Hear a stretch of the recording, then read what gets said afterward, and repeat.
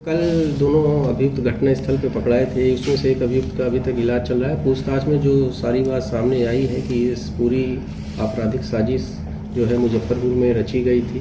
नमस्कार, news for देख रहे हैं आप। मैं हूं अनिल। राजधानी पटना में हुए कोर्ट परिसर में छोटे सरकार की हत्या के बाद पटना एसएसपी राजीव मिश्रा ने बड़ा खुलासा किया है। दरअसल अगर बात करें तो इस पूरे मामले की जानकारी देते हुए पटना एसएसपी राजीव मिश्रा ने साफ तौर पे बताया है कि जो अपराधी दोनों छोटे सरकार की हत्या कर फरार हो रहे थे, जो पुलिस के चुंगल में आए हैं, उनमें से एक अपराधी ने कई राज खोले हैं, जिसमें बताया जा रहा है कि कहीं ना कहीं एक दिन पहले अपराधी पटना के राजेंद्र नगर पहुंचे थे और ये मुजफ्फरपुर के रहने वाले थे, जो कि राजेंद्र नगर स्थित एक होटल में इनको एक कमरा दिलाया गया था जिसमें ये रुके थे। उसके बाद ये वहां से निकलते हैं और हत्या वाली घटना के दिन ये मरीन ड्राइव पहुंचते हैं, जहां पे कार से इनको कोर्ट परिसर तक छोड़ा जाता है और उसके बाद कहीं ना कहीं एक बाइक को भी वहां प्लान किया जाता है, जो कि बताया जा रहा है। पटना एसएसपी राजीव मिश्रा ने साफ तौर पे बताया है कि उस बाइक से ही हत्या की घटना को अंजाम देने के बाद,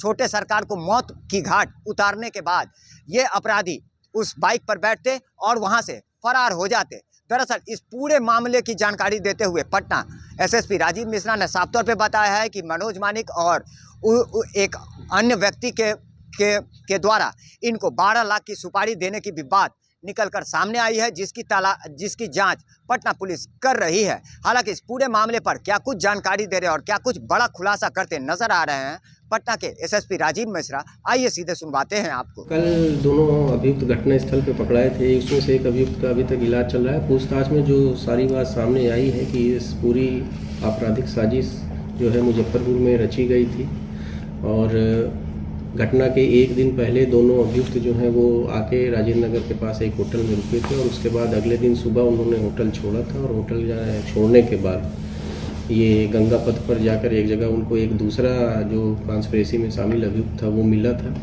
उसकी पहचान हम लोग कर रहे हैं अभी। उसके द्वारा उनको हथियार उपलब्ध कराया गया था और फिर जो 4 व्हीलर गाड़ी से उनको कोर्ट न्यायालय परिसर में छोड़ा गया था। उसके बाद घटना करने के बाद वहाँ एक मोटरसाइकिल भी उसी व्यक्ति द्वारा खड़ी की गई थी और उसी मोटरसाइकिल से इन लोगों को भागना था, लेकिन इसी बीच ये लोग हथियार के साथ गिरफ्तार हो गए। तो पूरी है इसमें पूछताछ के क्रम में जो षड्यंत्र करता है उन लोगों का नाम भी जो है दोनों अभियुक्तों ने बताया है। टोटल जो बात हुई थी वो अभी से पूछताछ में जो जानकारी मिली है कि 12 लाख रुपए कुल फिरौती की रकम देने की बात हुई थी, कुल जो पैसा देने की बात हुई थी, जिसमें से 2 लाख रुपए इन लोगों को दिया गया था और 10 लाख रुपए और देने की बात हुई थी। अभी तक के अनुसंधान में इन 2 अभियुक्तों के अलावा 4 अन्य लोगों की भूमिका आई है। उसमें से 3 लोगों की पहचान हम लोग कर चुके हैं। एक अभियुक्त की पहचान अभी नहीं हो पाई है, उसकी पहचान हम लोग करने का प्रयास कर रहे हैं। पटना में कोई बाप बेटा का गिरोह भी है इसमें? नहीं, वही इसमें जो मनोज और मानिक हैं, जो पूछताछ के क्रम में बात आई है कि जो मृतक है इसके विषय में उन लोग को ये अंदेशा था कि इसने उन लोगों की हत्या की सुपारी ले रखी है और जेल से निकलने के बाद उसकी हत्या, उन दोनों की हत्या ये कर सकता था। अभी तक जो अनुसंधान में बात आई है, बाकी आगे अनुसंधान अभी एकदम इनिशियल स्टेज में है और कुछ बात पता चलेगी। कितना दिनों से रेकी कर रहा था इसको लेकर? देखिए डिटेल अभी, क्योंकि ये बहुत इनिशियल स्टेज पे इन्वेस्टिगेशन है और कई एविडेंस हम लोग अभी कलेक्ट कर रहे हैं, उनसे पूछताछ हम लोग कर ही रहे हैं। एक अभियुक्त उसमें से जो है अभी इलाजरत ही है, इसलिए बहुत डिटेल अभी हम डाइवर्ज स्टेज पे नहीं करना चाहते हैं क्योंकि उससे साक्ष्य नष्ट होने का खतरा है।